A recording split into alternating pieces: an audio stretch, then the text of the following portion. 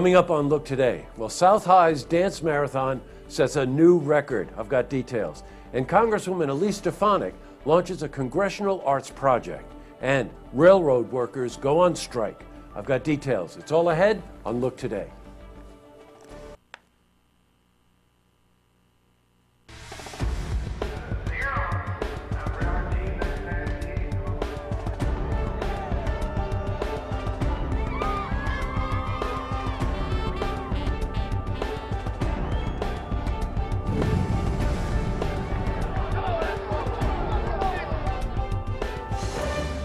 Welcome, everyone. I'm Jay Hood Jackson, and this is Look Today.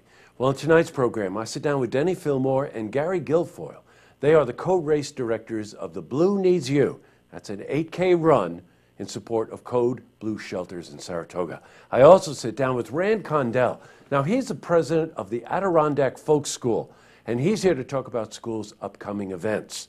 But first, we got some breaking news. We spoke to City Hall today in Glens Falls, and Mayor Jack Diamond will be leaving office at the end of this year. Now, there will be a special election in November. We will keep you updated on details as this story unfolds. Well, in our lead story, this year, South Glens Falls High Dance Marathon broke a record. The weekend-long dance raised a record-breaking total of, you ready, over $700,000. Now, that's $100,000 more than last year, and each year, the total has been increasing. Well, the dance, by the way, raises money for community members who have been stricken by illness or unfortunate events. Well, the students themselves raise at least $100 per person in order to participate. Now, we spoke to the principal of the school, Carla Biviano.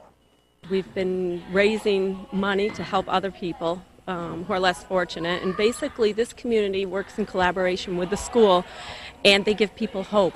And we've raised over $4.82 million over the past 39 years. That's just phenomenal.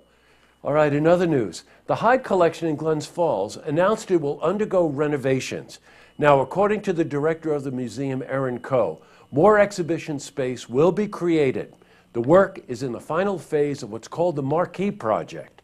The project will improve infrastructure, landscaping, and new sidewalks, as well as lighting. Now, while we're on the subject of the arts, Congresswoman Elise Stefanik recently announced 2016 Congressional Art Competition for all high school students in the 21st District.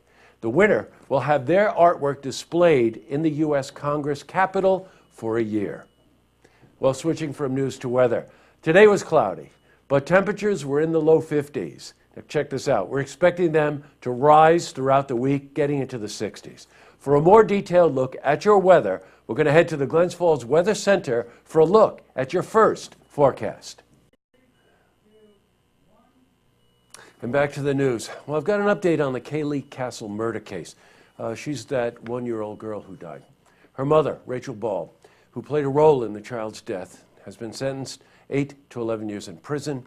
She pleaded guilty last November to criminally negligent homicide, and she also has 2 felony drug counts and endangering the welfare of a child. Now, she also agreed to testify against Joshua Bennett, her boyfriend, who was also implicated in the death of Kaylee Castle.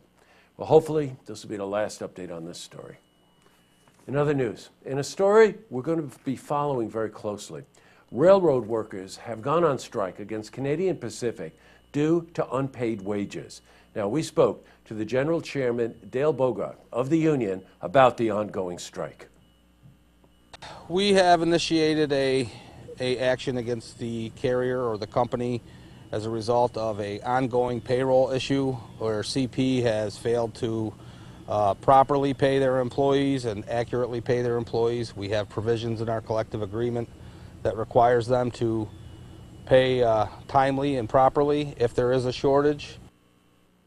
Now, we'll keep you updated on this story also this week as it develops.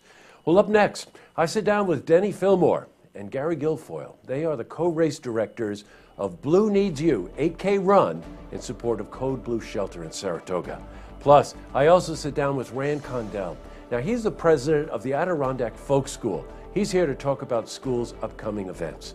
But first, if you see news happening, you want to share a story idea, or join us for an interview. Give us a call on the hotline. The number is 798-8000.